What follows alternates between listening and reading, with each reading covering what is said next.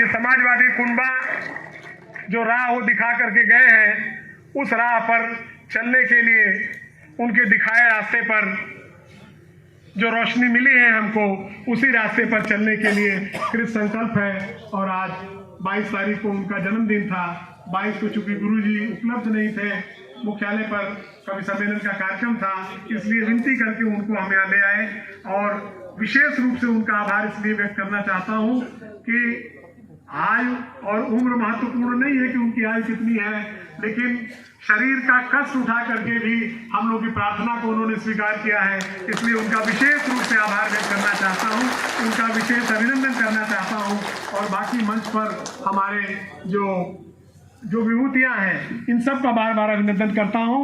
मैं पुनः आप सबका आभार व्यक्त करता हूँ। और बलिया में जो रिवाज है, जो रवायत बलिया की है, उसके हिसाब से आज का ये कवि सम्मेलन और मुशायरा आप कामयाबी तक ले जाएंगे, इस बात की विनती करता हूँ। और आप सब लोगों की ओर से फिर से मैं मंच पर आए हुए लोगों का और बाहर से भाई अफजाल अंसारी जी के साथ जो गाजीपुर से तमाम लोग आए हैं, मैं सभी लोगों का नाम नहीं लूंगा, लेकिन आपके साथ वो शंभू अकेला जी भी आए हैं। 2 in 1 है। 2 in 1 आप लोग समझते हैं? नहीं समझते? समझते तो ताली हो जाती।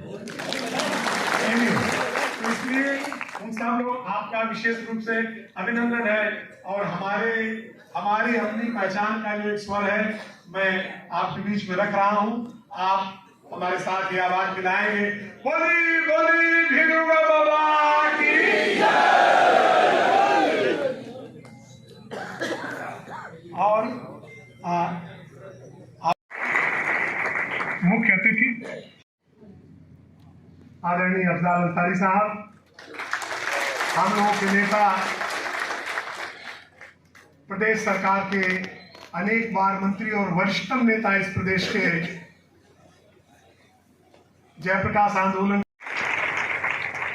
हमारे मित्र और जिनकी ओर देखने से कई तरह के भाव उपजते हैं तमाम नौजवानों के मन में, डॉक्टर सरिता शर्मा जी,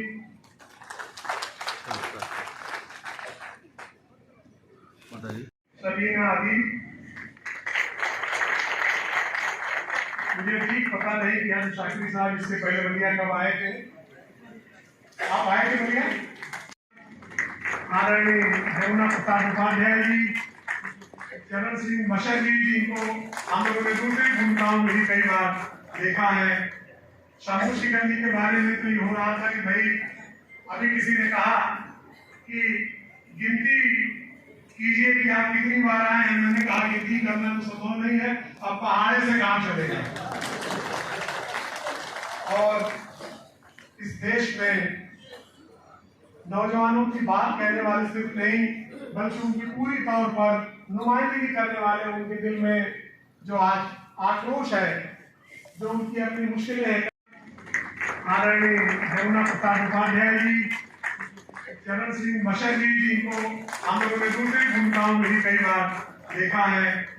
शंभू शिकन जी के बारे में तो ये हो रहा था कि भाई अभी किसी ने कहा कि गिनती कीजिए कि आप कितनी बार आए हैं। मैंने कहा गिनती करना तो संभव नहीं है, अब पहाड़े से काम चलेगा। और इस देश में नौजवानों की बात कहने वाले सिर्फ नहीं, बल्कि उनकी पूरी तौर पर नुमाइंदगी करने वाले, उनके दिल में जो आज आक्रोश है, जो उनकी अपनी मुश्किलें हैं।